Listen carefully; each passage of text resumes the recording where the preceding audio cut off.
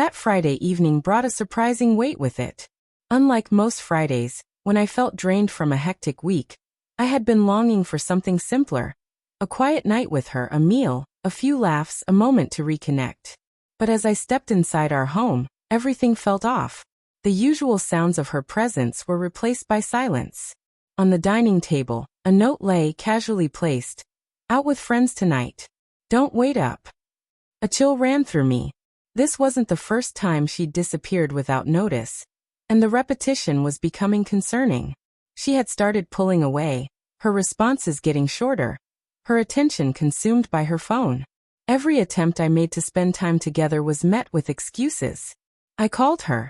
The phone rang, but she didn't pick up. A few minutes later, a message buzzed through. Relax, I'm with the girls. Home late. The words stung, but it was the tone that made my chest tighten. It wasn't jealousy, it was a mix of frustration and hurt. Over the last few weeks, this pattern had become predictable. Every Friday she'd go out with her friends to some upscale restaurant, basking in lavish meals and drinks like it was part of a weekly ritual. And I was the one footing the bill. Earlier that day, I'd seen the latest bank statement, the amount standing out from her purse, but it wasn't about the money. It was about what those expenses represented. She was enjoying a lifestyle funded by my hard work, but had shown little interest in sharing it with me. The realization hit deeper than any number could express. That evening, when she casually mentioned going out again, I forced a smile and told her to enjoy herself, while a quiet plan formed in my mind. As she dressed in her favorite dress and left confidently, I knew this time things would be different. 10 minutes after she walked out, I froze her credit card. The image of her confident self-assurance in the restaurant, the waiter accepting her card with trust, was playing in my mind. I imagined the moment when that certainty would crack.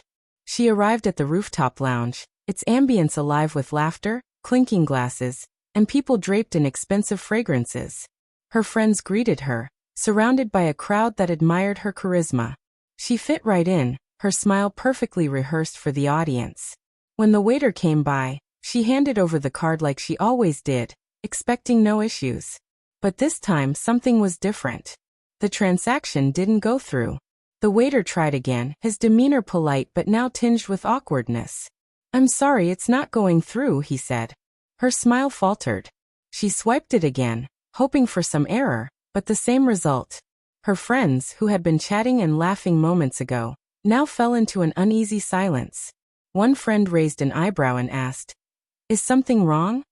Her hands shook slightly as she made another attempt, but it was no use.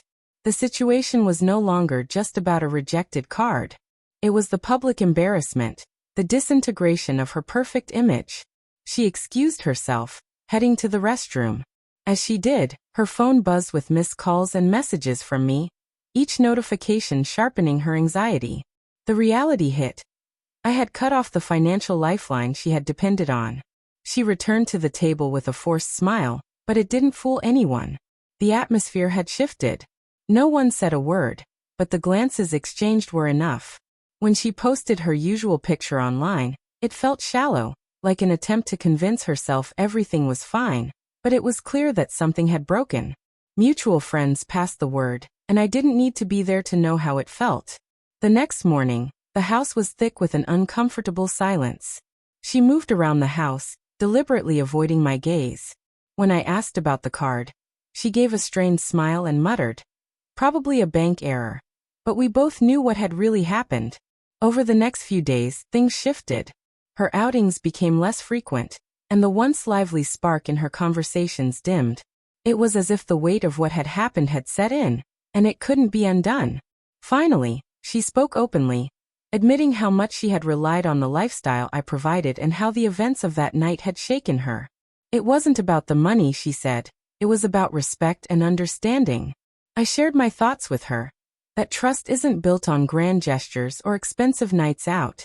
It's built on facing life together, through thick and thin. Tears welled up in her eyes as she understood. That night, although painful, became a turning point for both of us. It exposed the cracks in the foundation of our relationship that had been hidden by routine and comfort.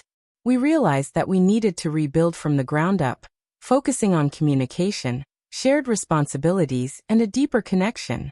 I never told her that I had frozen the card as a test. It wasn't about punishing her. It was about showing her what happens when a relationship is based only on appearances and material things. In the end, the humiliation she felt that night was a harsh lesson for both of us. But it opened the door to the possibility of rebuilding something real. Relationships require more than just fancy dinners or status. They need honesty, respect, and the willingness to face life as partners, not just cohabitants. Sometimes, the hardest lessons are the ones that show you what truly matters.